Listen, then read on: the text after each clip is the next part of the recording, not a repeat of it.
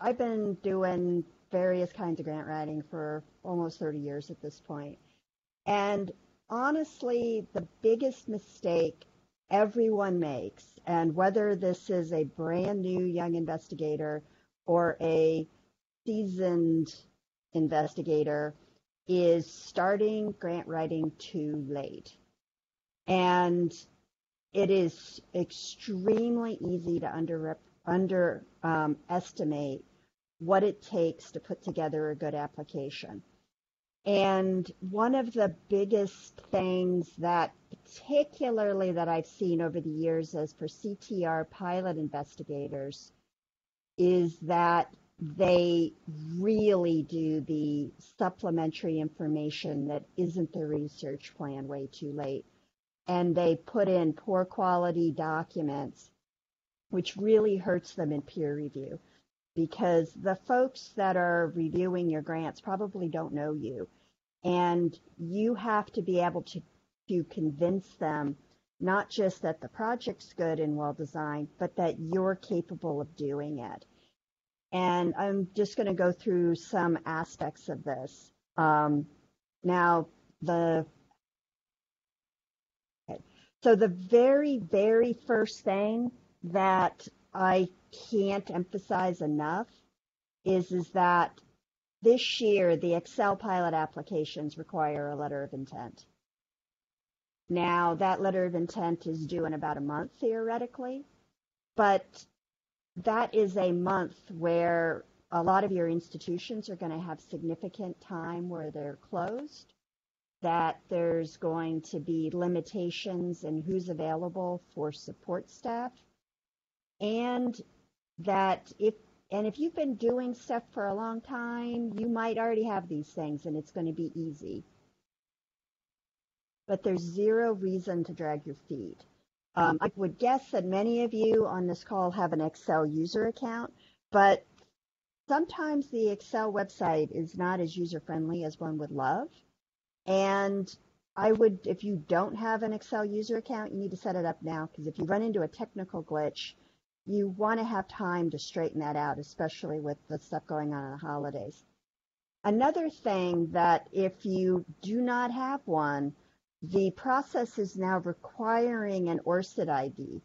And that again can sometimes take some time, especially since computer things don't always work great. And you're going to have to populate your ORCID ID, because that is basically a one-stop shop for your entire publication record. And it can sometimes take some time, especially if you've had different names, if you don't always publish with the same initials, to get it all of your publications in that. And if you're going to be submitting an SL pilot, you haven't done your letter of intent, just do it today, get it over with. And that if there's any technical issues, there'll be enough time that you can make that January 15th deadline. All right, so now the next thing is that I think Rob already talked about the specific aims. One of the things that is going to be super important if you're going to participate in these basically grant writing help sessions for your specific aims page, that you're going to have that well formulated. It's not your first draft you're going to be giving. You want to give what you would submit on the day that it's due to the external on the peer review site. And so you have to get started on that super earlier than necessarily the deadline. The reason we're doing those formats so far out is that not only do we have to have time to read them and get feedback back to you, you need the time to rework an aims page that needs a lot of work. You're not going to do your best work if you get feedback. It doesn't help you if you don't have the time to fix it. But the other thing that I can't emphasize enough is that the non-research plan components also need to be started, and I would recommend that you start them now as well. Some of this is Biosketches. Something that Erin already mentioned is that I am a real stickler on biosketches because, especially for young investigators, because what the people who are reviewing are looking for is that do you have the knowledge, skills, abilities to do this work? NIH biosketches have a very specific format, and generally the biosketch needs to be customized to the application. These are a lot more like resumes than CVs.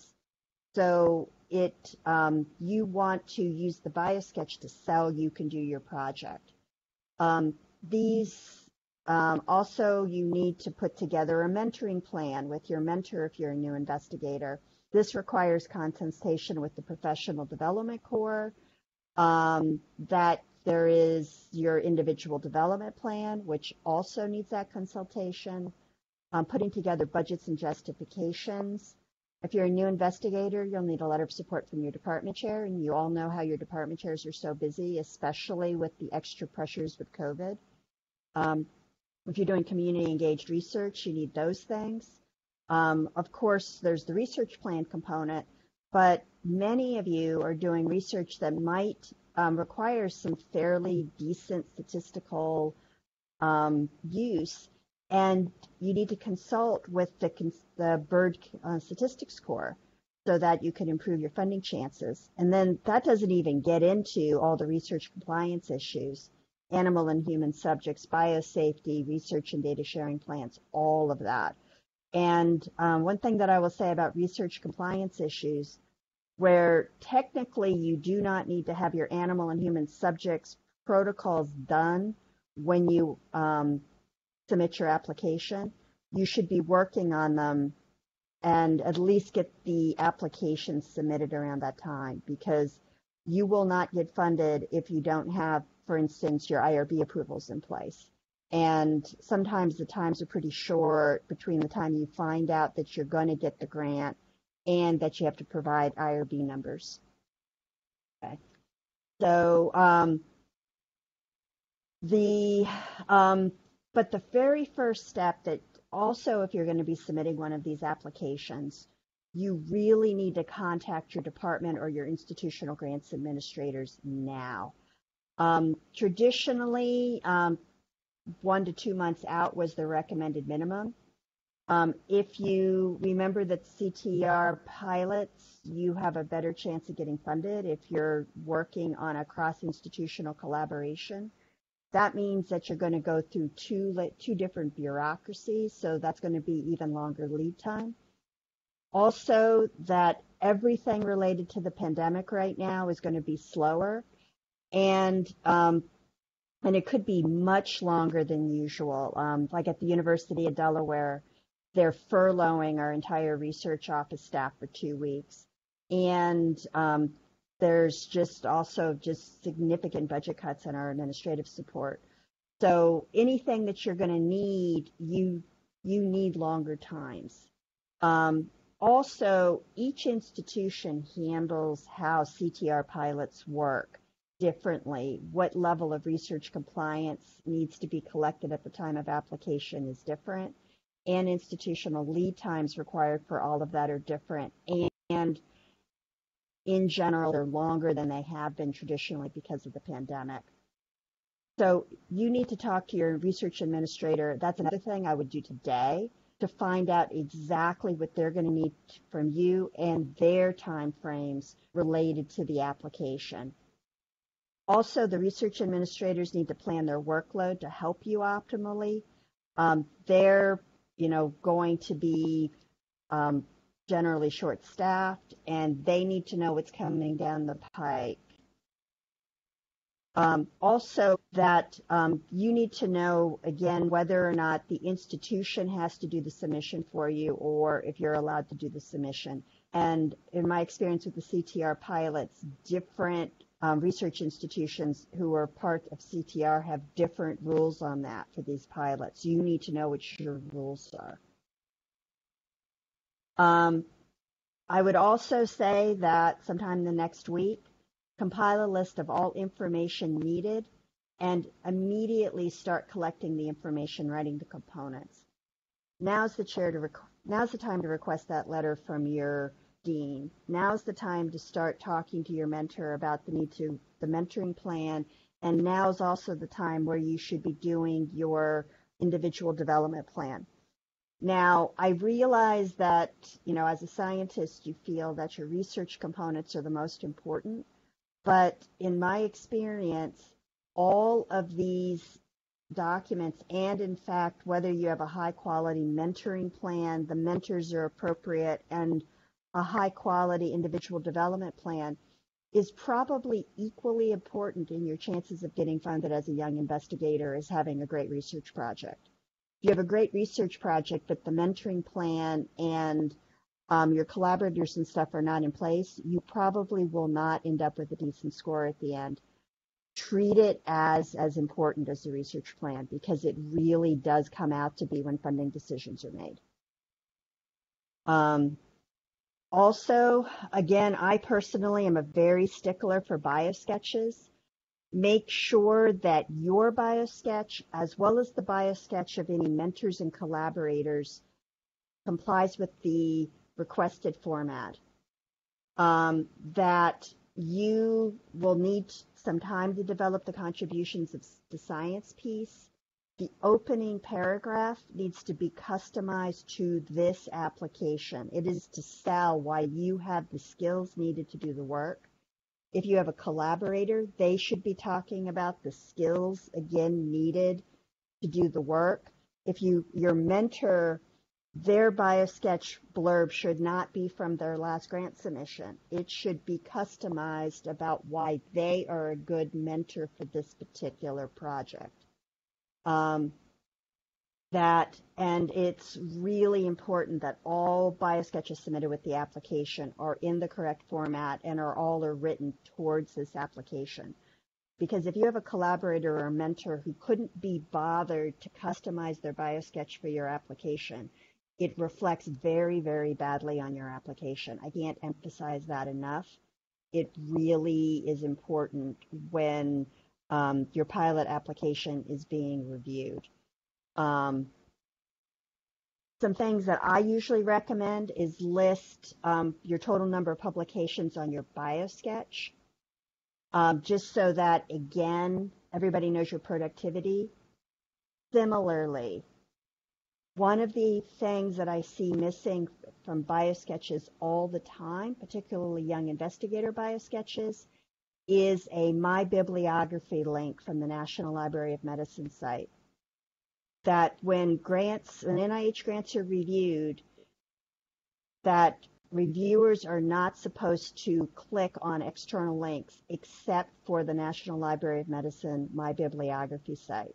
That I look for this, I clicked on it, even if all of your publications are listed under your contributions of science in various spots. I want to also see a complete list of your publications on your My Bibliography site, because that's how I'm going to be judging your productivity and what you've actually accomplished as a scientist. If you have more than a couple publications, it can be somewhat frustrating to wrangle with the My Bibliography site, but if you don't, so again, this is something that you need lead time here. If you've never submitted a grant to the NIH, you also need an ERA Commons ID. That's needed for your biosketch. It's needed for this application. If you don't have an ERA Commons ID, that can take time as well. So this is, again, a case that, starting your biosketch and figuring out everything needed, writing it and getting your mentor to read it and review it, it is not too early to do that, because, again, a poorly prepared biosketch is going to harm your application significantly in the review process. If you're a young investigator, though, take advantage of the new rules that allow you to list intermediate research products. Those are things like poster presentations. Those are things like submissions to preprint servers. It could be all sorts of intermediate research products to show you've been working on a project for a while and you have actually gotten somewhere with it. a poor biosketch will kill your grant. I can't emphasize that enough. Okay. And, so those are just, a few types of things. I think in general, the take home message here is to essentially, you don't need to see that, is to essentially get started early. Be happy to talk to people about things that might not be clear about the various parts, but anything that requires other people to look at, particularly your mentoring plan and your individual development plan, those are things that you can't leave until the last minute. We see applications all the time where this was clearly an afterthought, and it doesn't do well in review for these CTR pilots. So that's pretty much all I have to say.